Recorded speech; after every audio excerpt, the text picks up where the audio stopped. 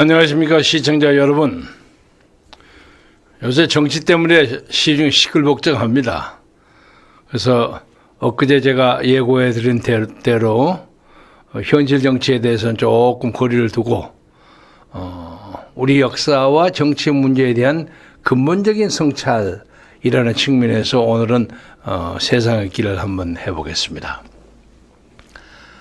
오늘 제가 지금 검은 넥타이를 차고 있는데 조금 이따 이 방송 끝나고 중앙대학교 병원에 차려진 백영훈 박사님의 장례식에 조의를 표하러 떠나려고 지금 상복을 입고 있습니다.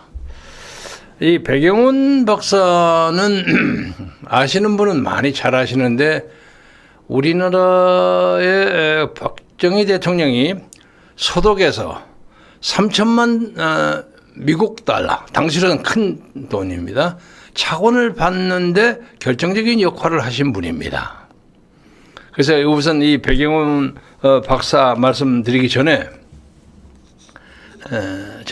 같은 전라북도 출신인 고 장경순 국회부의장, 이 두 분이 박정희 대통령에게서는 호남 출신의 두 충신이라고 얘기할 수 있습니다. 충신이라는 단어가 좀 왕조사적인 의미가 있어서 좀 깨름직합니다만은 아무튼 어떤 최고의 측근 참모 이런 것보다 적어도 박정희 시대에는 충신이라는 단어를 써도 쓸만하지 않는가 하는 생각에서 한번 써봅니다. 우선은 장경순 국회부의장은 1922년 생입니다. 그러니까 박정희 대통령하고는 한 5살 차이고 한때 직속상관이 박정희 장군이었던 경우도 있었습니다. 저는 이분을 지금부터 얼마입니까? 1960년이니까 63년 전에 대학 1학년 때 전라북도로 농촌 계몽 활동을 한 적이 있습니다. 근데 그때 막 4.19가 일어나서 농촌을 부흥시켜야 한다 하는 그 막 국민적 여론이 형성돼서 그 농촌 계몽 운동으로 여름방학을 보내는 학생들이 굉장히 많아서 일종의 유행이었습니다. 그래서 저는 여기저기를 탐색을 하다가 전형적인 농촌인 전라북도 김제 출신인 제 동기생 김용술 군이라고 있어요. 김용술 군이 자기 고향으로 가자는 거죠. 그래서 우리가 확실하게는 느껴지지 한 9명, 10명 정도 됐을 겁니다. 우리를 모아가지고 기차를 타고 이제 전라북도 김제를 갔는데 그 김용술 군은 여러분이 아시리라고 믿습니다만 경향신문 정치부 기자로 아주 날렸고 편집국장도 하고 언론재단 이사장도 하고 한국 정계에서 상당히 유명한 인물이 됐습니다. 좀 운이 없어서 그런지 너무 이 서울에서 센 데서 국회에 올라와가지고 아직까지는 국회에 들어가는 기회를 잡지를 못했습니다만 정치적으로 대단히 중요한 사람입니다. 그 사람을 따라서 한 5, 6일, 일주일 가까이 굉장히 고생을 했어요. 땀을 뻘뻘 흘리고. 요새 유행하는 아주 개고생을 했어요. 그런데 그때 이제 지들이 배운 것은 농촌을 계몽하는 그 분화로이드 운동이라고 있었죠. 구라파에서 유럽에서 농촌 계몽 운동. 그런 것이 농촌을 계몽한 것이 아니라 농촌의 현실을 보므로서 우리가 농촌에서 계몽을 받은 것이 훨씬 큰 그런 소득이었다는 그런 기억을 가지고 있습니다. 그 어느 날 그 활동이 거의 끝나기 하루인가 이틀 전에 김제군 망경면 봉화리인가 하여튼 어떤 마을에서 어떤 부잣집 대가에서 우리를 점심을 대접한다. 그래서 얼씨구나 하고 갔죠. 점심을 평상을 이렇게 크게 2개를 차려가지고 아주 푸짐하게 점심을 대접했는데 대충 시골에 잘 사는 대갓집에서 보일 흔히 있을 수 있는 상추에다가 무슨 상추쌈에다가 돼지고기 삶은 거, 그리고 계란을 풀어가지고 우유에다 넣어서 그 계란찜 있죠, 막 이렇게 많이 주고, 막 김치, 아주 그 소담스러운 김치, 깍두기, 뭐 파김치, 뭐 이제 그런 거예요, 등등. 그런데 아주 그냥 그야말로 속담으로 배가 터지게 먹었어요. 무지하게 먹었어요.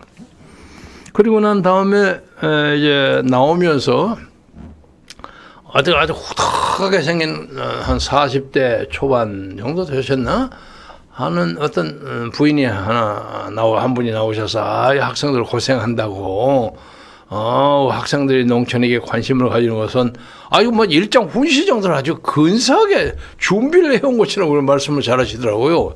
또 그 말씀에 우리가 감동을 받았어요. 와, 우리 이제 김제만경이 시골에서도 이렇게 조리 있게 학생들 대하는 사람이 있을 수 있나 하고 느끼면서 나왔는데, 나오면서 보니까 육군 대령의 부인이라는 거예요. 창대령이라고 해요. 창대령이라고. 아니 그러냐고. 그리고 나왔는데 알고 보니까 그분이 장경순 부의장의 부인이셨어요. 훗날 알고 보니까. 그래서 이제 제가 이제 2012년 박근혜 후보의 캠페인에 참여한 이후로 시시종종 장경순 부의장을 만나 뵙게 됐습니다. 저에게도 관심을 많이 가져주시고, 또 동향이라고 해서 그런지 특별히 저에게 전화도 많이 해주시고, 그래서 사랑을 많이 받았습니다. 정말 사랑을 많이 받았습니다. 그리고 제가 청와대에서 특별 보좌관을 할 때, 그때 뭐 탄핵 위기가 많이 막 휩쓸고 그러지 않았습니까? 그때 저를 편지나 무슨 전화 등등을 통해서 당시 대통령에게 국무총리 김아무개 시켜야 한다고 열심히 공개적으로 말씀을 하고 다니셨어요. 그래서 실행은 되지는 않았습니다만, 저는 장경순 장군이 그렇게 올려주니까 저는 진짜 국무총리가 되는 것 같은 기분으로 아주 뿌듯하게 살았는데, 그러기 전에 이제 이분하고 제가 친했던 것은 한번 만나서 제가 그 얘기를 들었어요. 제가 부의장님 댁에 몇십 년 전에 가서 대접을 굉장히 잘 받았는데, 아주 인상적으로. 그리고 그 사모님 하도 말씀을 띄엄띄엄 천천히 전라북도 사투리 섞어가면서 하시는데 아주 너무 감동을 받았는데, 얼굴도 그냥 환하게 그냥 막 정경부인의 모습이에요. 그래서 사모님 안녕하십니까? 그랬더니 젊은이 이거 미안하게 됐어. 왜요? 그러니까 당신이 그렇게 칭찬하는 제 집사람이 그냥 나한테 허락도 받지 않고 먼저 세상을 떠나버려서 제가 이제 재혼을 했는데 제가 떠나간 첫 부인 아내의 덕으로 내가 그렇게 칭찬을 받으니까 또 제 아내한테 좀 미안하기도 하고 감사하기도 하고 그럽니다. 이런 식의 인연이 생긴 겁니다. 그리고 난 다음에 탄핵을 지나고 난 다음에 그것도 자주 만났죠. 한 10번 이상 만났죠. 자주 만났어요. 10번이 아니라 수번 가까이도 만났을 겁니다. 가끔 이분이 막걸리를 좋아하시고 거구 아닙니까? 일본 일본 도요대학교 척식산업학과를 1945년에 했어요. 해방 당시에. 근데 전일본 유도 챔피언을 할 정도로 기골이 장대하신 분입니다. 나이가 따져보니까 딱 100년하고 113일을 더 살았어요. 101살까지 사셨습니다. 22년 3월 23일부터 1922년부터 2022년 7월 18일까지 대단한 장수를 하셨어요. 지금 이보다 더 장수하신 김영석 교수도 계십니다만, 그야말로 100세 시대가 나무 얘기가 아니다 하는 생각이 들 정도인데, 끝나고는 자주 만나고 또 헌정에 오셔서 점심을 먹고 거기서 바둑을 두시는데, 그때 나이가 한 97, 8세 되셨을 거예요. 너무 바둑을 잘 두어요. 정신이 아주 멀쩡하셔. 실수 없어요. 물론 저보다는 조금 못했습니다만 아무래도 옆에 이제 같은 선배님들 원로들하고 바둑 둔 걸 보면 거의 지지를 않아요. 아유 놀랄 만큼 총기가 있었던 그런 분이셨어요. 근데 가끔 저하고 이런저런 얘기하면서 아야 김동지, 내가 말이야 당신 그 전에 믿었을 때 그대로 당신이 박근혜 대통령이 내 뜻을 받았다면 그 당신은 그 탄핵 그렇게 지나가도록 가만히 놔두지 않았을 거야. 이렇게 옛날 하소연을 많이 하십니다. 그래서 저는 그 말씀도 참 고맙게 생각합니다. 아, 이 어르신이 나를 아는구나. 만약에 그 당시에 탄핵 당시에 제가 우리 장경수 장군이 추천했던 그 자리에 있었더라면 저 탄핵을 그렇게 적당히 그만 지나가게 절대 놔두지 않습니다. 그리고 당시에 저는 이 밖에서 탄핵 반대 운동을 벌였고 저하고 가장 친한 그 동기동창인 한광옥 군은 청와대 비서실장을 했어요. 신임 비서실장을 했는데 아침 저녁으로 뭐 한 서너 번, 많을 때 5번까지 통화를 해요. 그런데 이마가 전화가 와서 하는 얘기가 야 경지야, 야 이거 미치고 환장하겠다. 왜? 아니 청와대에 계시는 분들이 탄핵이 통과될지도 모른다고 생각하는 사람이 나 하나뿐이야. 대통령도 그러니까 뭐 최재경 민정수석이 뭐니 다 가서 그냥 뭐 대통령한테 좋은 소리만 자꾸 하고 하니까 대통령도 안심하는 거야. 설마 탄핵 인용되겠는가? 그러고 생각하고 계신다는 거예요. 그래서 당시에 뭐 타박을 하려는 건 아니지만 당시에 박근혜 대통령은 헌법재판관 중에서 자기 손으로 지명한 사람도 있었고 임명한 사람도 있었고 하기 때문에 뭐 소위 말해서 진보와 보수의 균형도 적당히 있고 그렇기 때문에 설마 자기에게 그렇게 가혹한 판단을 안 하시리라고 생각했던 것 같아요. 사람이 너무 좋게 생각하신 거예요. 아무튼 그런 얘기를 가지고 틈틈이 만나서 장경순 장군하고 그런 얘기를 많이 했어요. 그래서 참 작년 한 7월경에 점심 먹고 그때도 막걸리 한잔 하셨는지 모르지만 술도 많이 못 하십니다. 막걸리 한잔 하시다가 가다가 좀 실적으로 넘어져 가지고 참 110세를 살아도 끄덕없을 건강한 몸이었는데 세상을 떠났습니다. 그런데 이와 마찬가지로 또 이 박정희 대통령에게 정말로 충신이 이 전라북도의 충신 두 사람을 제가 특별하게 예를 드는 것이 박근혜 대통령이 전 대통령이 장경순 장군은 장경순 부의장에게는 아버지라고 부르고 제가 지금 이제 얘기하려고 하는 백영훈 박사에게는 아저씨라고 부른다고 들었습니다. 물론 본인에게서 그 말을 들은 건 아닙니다. 그러나 많이 그렇게 대단히 인간적인 신뢰를 보여주고 있었어요. 그래서 저는 이 두 분 이제 백영훈 장군 얘기하기 전에 이 양반들은 굉장히 주군이 좋았다. 박정희라는 희대의 인물 밑에서 어려움을 극복하고 나라를 만들기 위해서 자기의 청춘과 정열을 다 바쳤어. 그리고 꾸준히 그 충성심으로 자기의 삶을 마쳤어요. 복 있는 분이에요. 우리 장경순 장군 여러분 아시죠? 이 나라 산림 녹화를 주역으로 하신 분이에요. 그리고 국회의장도요. 농림의장도 오래 하셨고 국회 부의장도 가장 오랫동안 부의장을 했어요. 의장을 할 수 있는 기회가 얼마든지 있었는데 자기 스스로를 낮췄어요. 나는 의장 감이 아니다 하고 내리면서 나는 부의장으로 만족한다. 그리고 5.16도 여러분 아시죠? 5월 15일 날 박정희 장군이 이제 전화를 했고 그리고 5월 16일 날 시작한 D-Day인데 해치아워인데 아침에 전화가 와가지고 박정희 장군이 이 사람은 장 장군 이거 비밀이 폭로돼서 이거 그만둬야 되겠네 하고 전화가 왔어요. 그러니까 이제 장정호 장관이 집찰도고 신당동을 쫓아갔어요. 쫓아가니 거기에 이제 648기들이 앉아서 다 술 먹고 뭐 이런 고뇌하는 표정으로 뭐 김영호, 김종필 등등이 있었다는 거예요.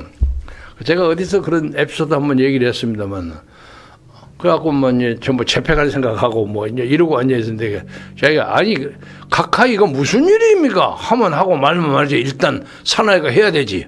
그래갖고 그냥 그 저 술 먹는 술잔을 탁 그 조그만 그 겨자상 있죠? 꽉 걷어찼더니 그것이 튀어가 거기에 있는 고추장이 김영옥 중령의 얼굴에 가서 얼굴에 고추장이 묻어서 차고도 자기가 웃음을 참기 어려웠다는 거예요.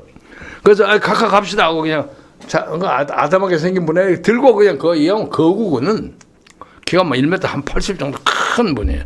그냥 장장훈 가만히 있어요. 타세요. 그래갖고 그냥 타가지고 자기 집처에다가 우겨 넣으셔서 출발하고 떠나가지고 5.16을 만드신 분입니다. 이분이. 그런 분이에요. 그런데 그래가지고 돈이 없어 대한민국에. 돈이 없네. 이제 백영훈 장군 얘기를 합니다. 이 양반도 전라북도 김제군 월천면에서 태어났어요. 그 둘 다 김제군이라는 게 그 참 보기 좋고, 그리고 그렇게 목숨을 바쳐서 봉사할 만한 주군을 평생 끝까지 모시고 있다는 뜻에서 이 양반은 주군의 복이 있는 분들이에요. 원래 일이 농어학교 다니시다가 이제 고대 상대 졸업하고 서울대학교 상황학과에서 대학원을 졸업하고, 그리고 뭐 별로 할 일이 없어 왔다 갔다 하고 있는데 고려대학교 때 상대 교수였던 조기준 교수라고 있었죠. 유명한 분이에요. 조기준 씨가 야 외국어를 잘해야 하는데 외국어 그래가지고 영어도 뭐 하고 하지만 독일이나 프랑스에서 특히 경제 문제는 독일이 중요하니까 독일어를 배워라. 그래서 독일어를 열심히 했다는 거예요. 그래서 독일 국비정생을 뽑았는데 16명이 시험 봐서 딱 한 사람 뽑는 거야. 근데 붙었어요. 그 독일어 해가지고 독일에 가서 에르랑겐 대학에서 공부를 하고 있는데,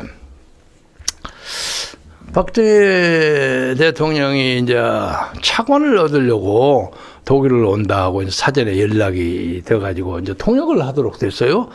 그런데 이제 뭐 돈을 좀 빌려고 하는데 뭐 돈을 빌릴 수 없는 거야. 이거 돈이 안 돼. 그래서 이제 자기 대학 교수를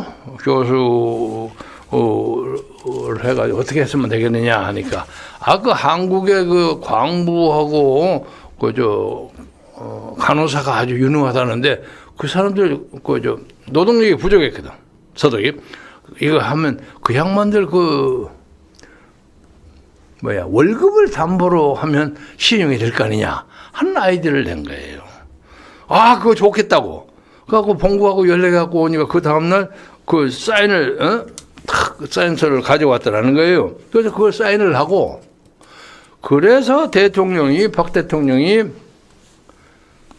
독일을 가게 된 겁니다. 독일을 가게 됐는데도 비행기가 없어서 비행기를 빌리고 하도 복잡한 얘기해서 그건 얘기는 다 안 하겠으나 아주 눈물겹게 노력을 하다가 나무 비행기에 얻어 타고 그러고 왔어요.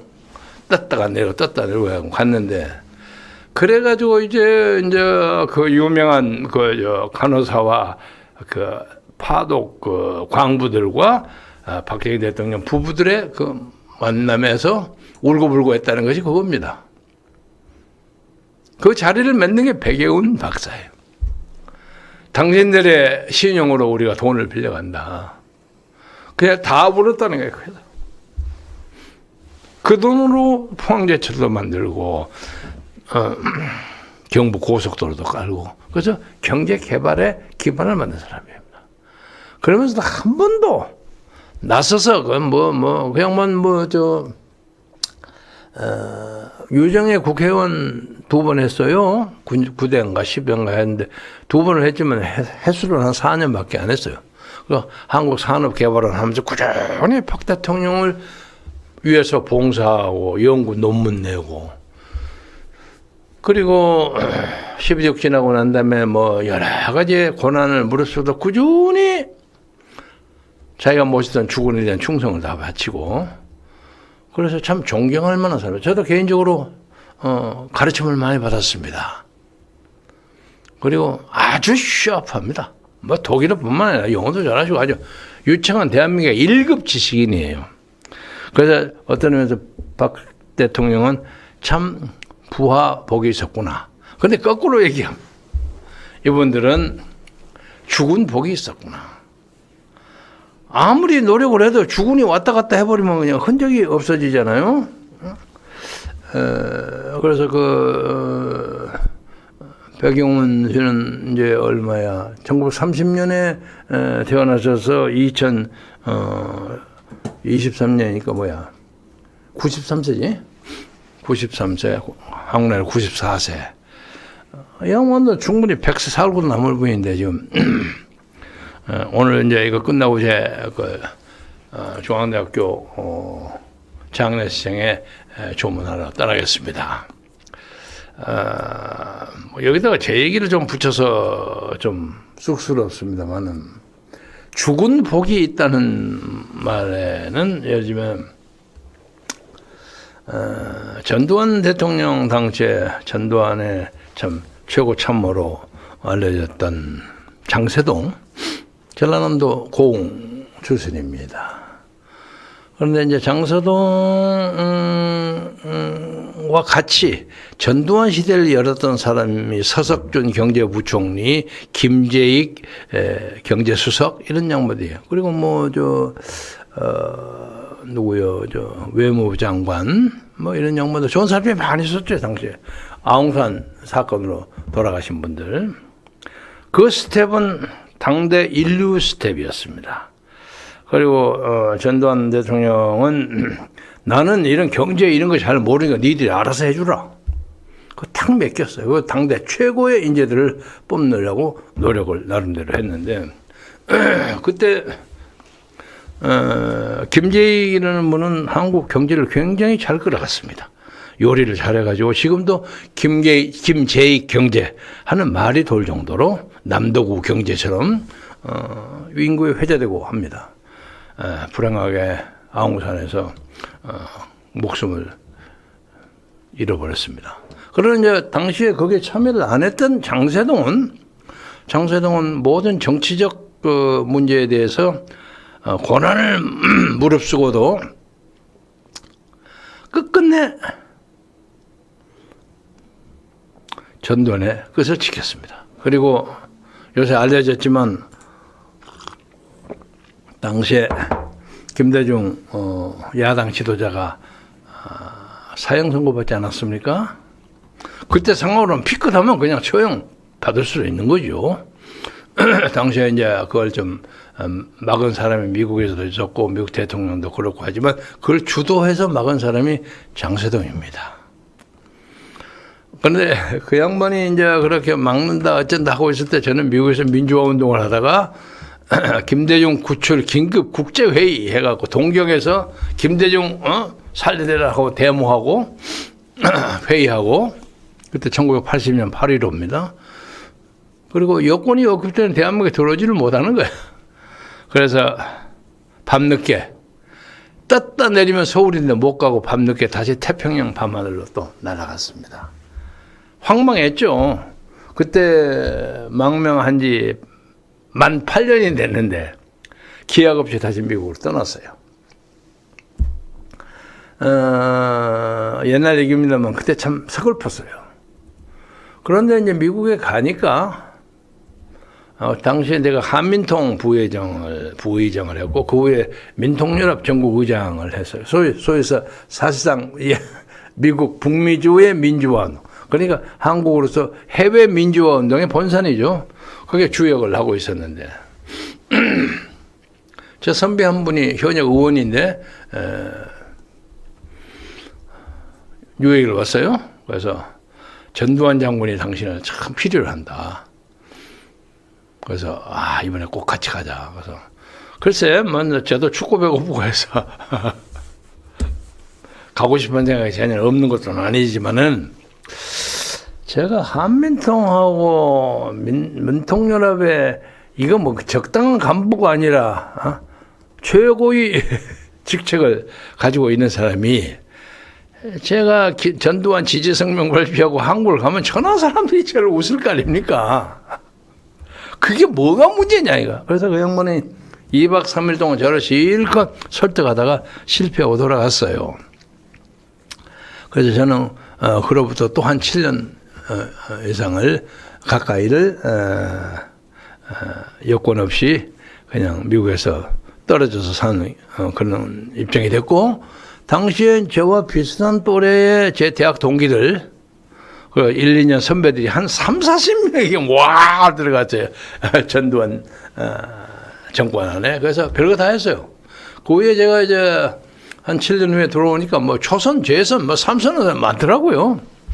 그래서 저는 어떤 의미에서는 현실적으로 대한민국 조국에서 사나이의 뜻을 세우는 데는 기회를 많이 놓쳐버린 셈이 됐습니다. 그러나 놓쳐버림에도 불구하고 제가 했던 민주화 운동, 그리고 당시의 민주화 운동의 상징인 김대중을 뭐 60년대 중반 한 63, 4년경부터 알기 시작했으니까 71년에 정식으로 홍보 비서를 했지만 하여간 한 40년 가까이를 김대중을 저의 주군으로 모시고 살았어요. 고난도 많이 겪었고 말할 수 없는 수모도 당했고 죽을 뻔도 했고, 그건 나중에 기회가 있으면 자세히 얘기하겠습니다. 그런데 막판에 돌아오고 나니까 이 양반이 저를 중용할 듯이 하다가 몇 번 저를 실망시키더니 나중에 저를 버려버리더라고요. 그래서 저는 주군한테서 버림을 받은 충신이 됐습니다. 버림받은 충신이야. 그래서 제가 주군을 잘 모시고 삶을 마무리하는 사람이 복이 있는 사람이라고 하는 거죠.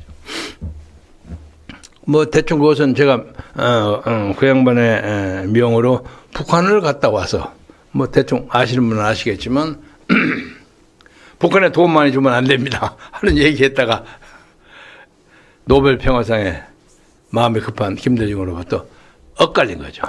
그러니까 적어도 대통령 같은 분을 모시기 위해서는 옳으면 옳다, 그러면 그러다고 얘기할 수 있는 사람이 있어야 합니다. 예스하면 해가지고는 안 됩니다. 그 당시에 제가 잘리고 난 다음에 천하의 비웃음을 받았지. 저런 웃기는 자식 잘난 척 하다가 저거 당하는 거 봐라. 저 김경재 잘난 척 하다가 당한 거 봐라.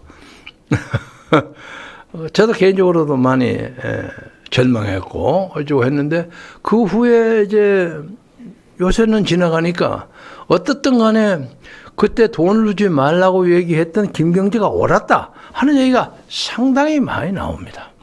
상당히 많이 나온 거 아니라 적어도 중도 보수파에서는 저 주사파를 제외하고는 대부분이 다 인정합니다.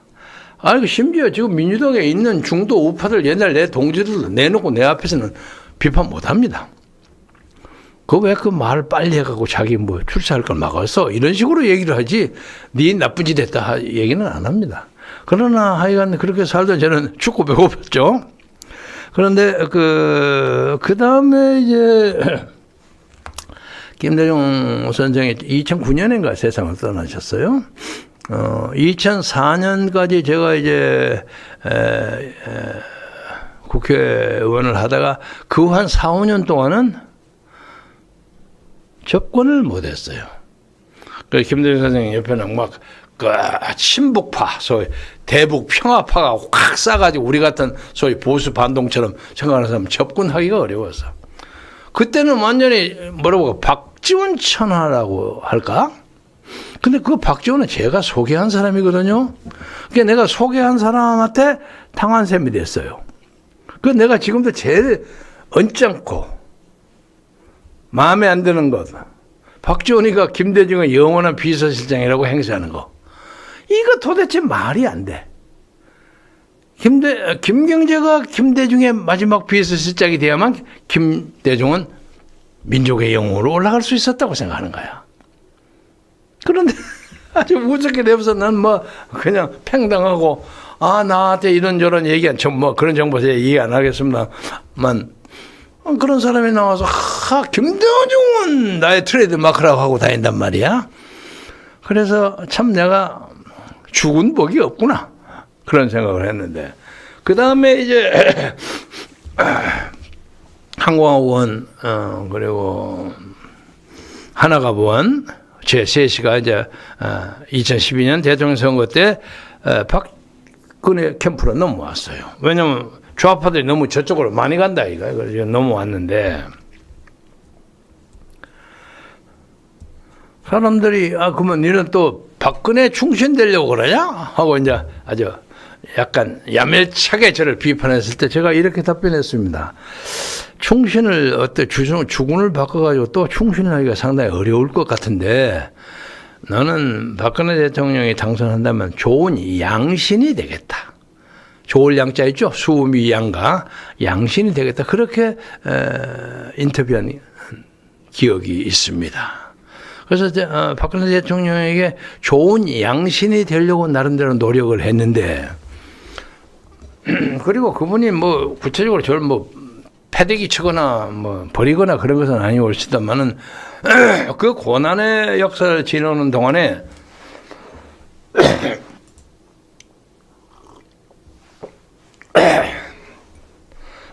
아녀자로서 견디기 어려운 고난을 많이 겪었어요. 그래서 지금은 연락도 안 되고 커뮤니케이션도 안 되고 지금 누구 손에 의해서 어떻게 움직이는지도 모르고 그냥 무슨 일단 오늘 현재로 정계에서 일단 사라졌어요. 제가 잘 못 모셔서 그런가. 뭐 저 같은 생각을 가진 사람도 한두 명은 넘으리라고 생각합니다만은 그래서 내가 참 죽은 복이 없다.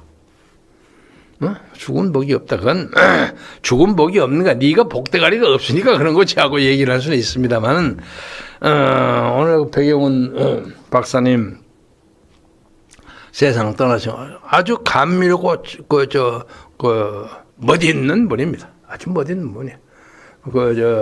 이 멋있는 분 하나 독일과 관계된 사람 하나 소개하겠습니다. 여러분 이미득이라고 아시죠? 이게 이제 문화일보 오피니언에 나온 오창규 씨의 글을 제가 픽업했는데 아주 재밌어요. 1919년 가을, 그러니까 언제요? 3.1운동이 일어난 날이 해죠.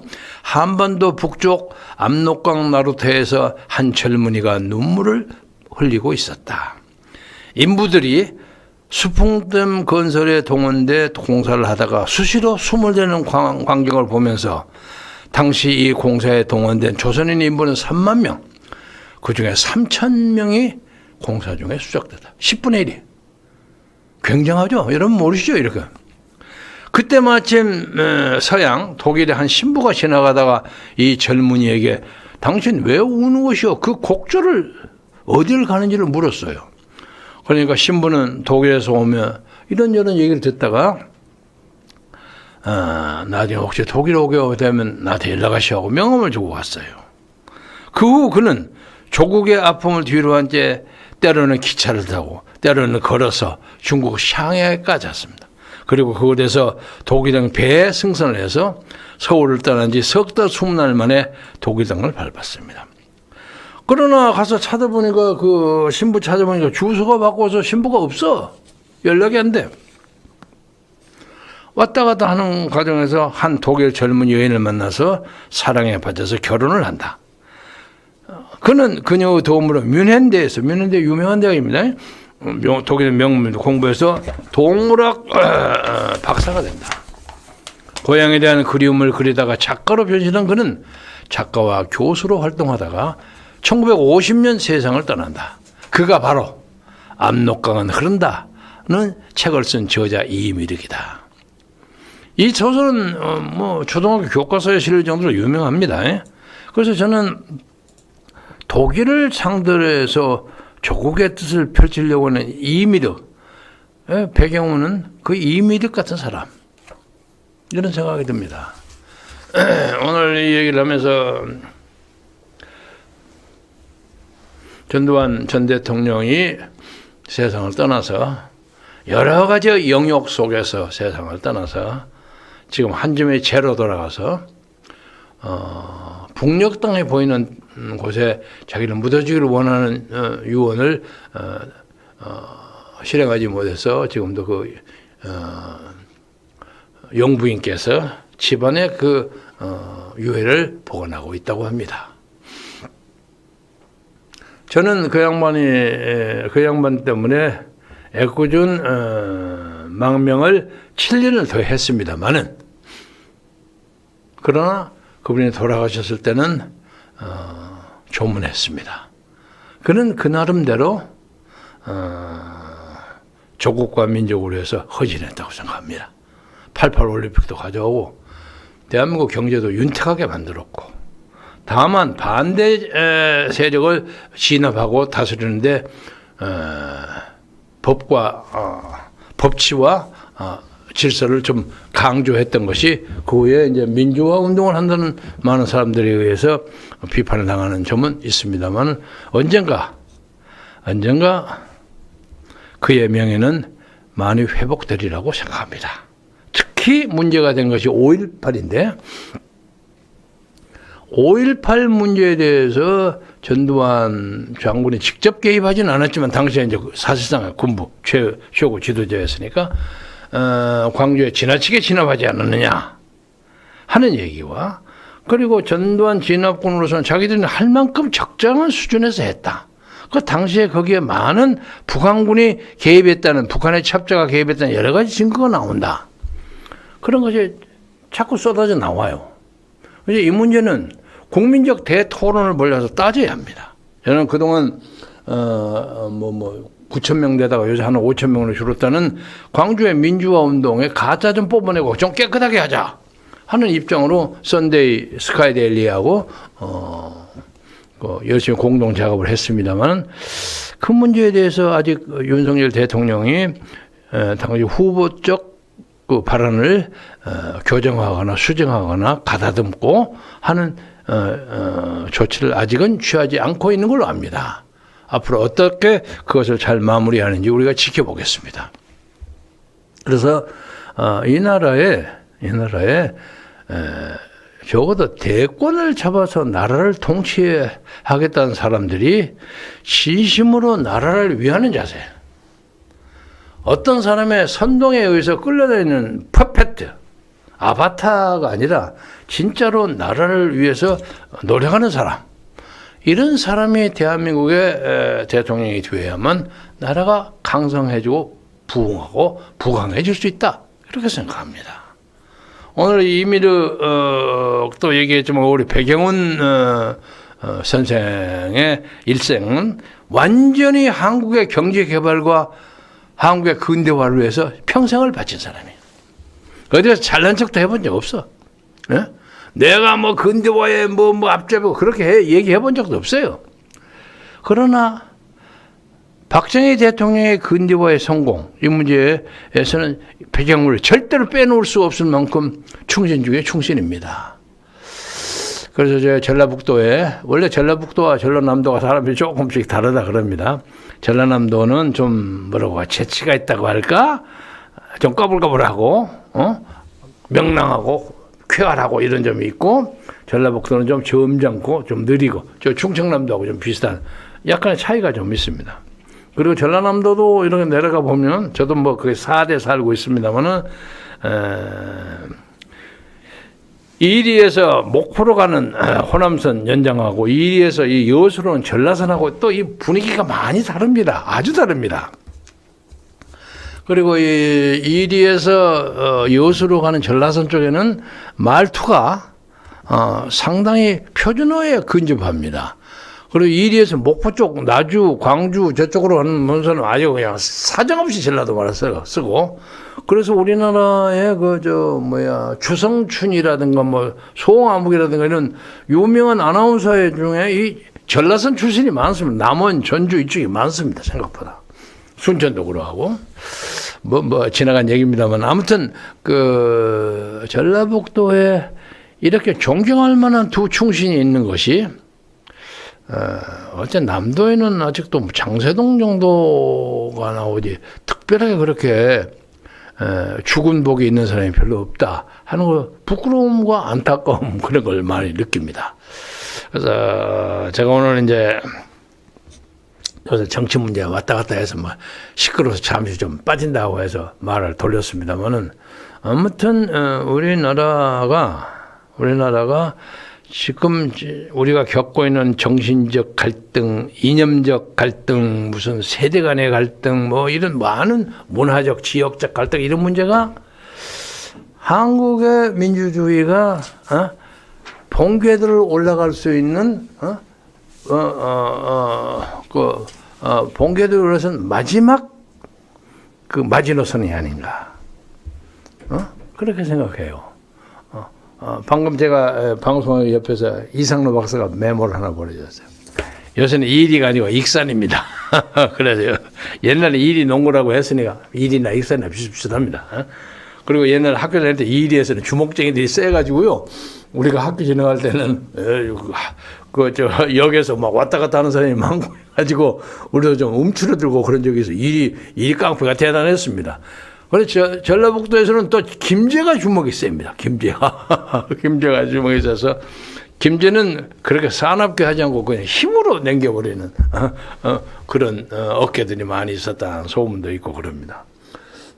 오늘 백영원 목사를 보내드리면서 우리에게 좋은 지도자, 좋은 인간적 보물 하나가 사라졌구나. 그래서 우리 장경순 부의장, 백영원 박사 이런 분들이 이 나라에 각 지역에 많이 있으면 사회의 발전에 훨씬 더 활력소가 되지 않을까 그런 생각을 해보면서 두 분에 대해서 여러분이 잠시 생각하는 그런 기회를 가졌으면 이 나라 발전에 큰 도움이 되지 않을까 그런 희망을 가지면서 오늘 방송을 마무리하겠습니다. 경청해 주셔서 대단히 감사합니다.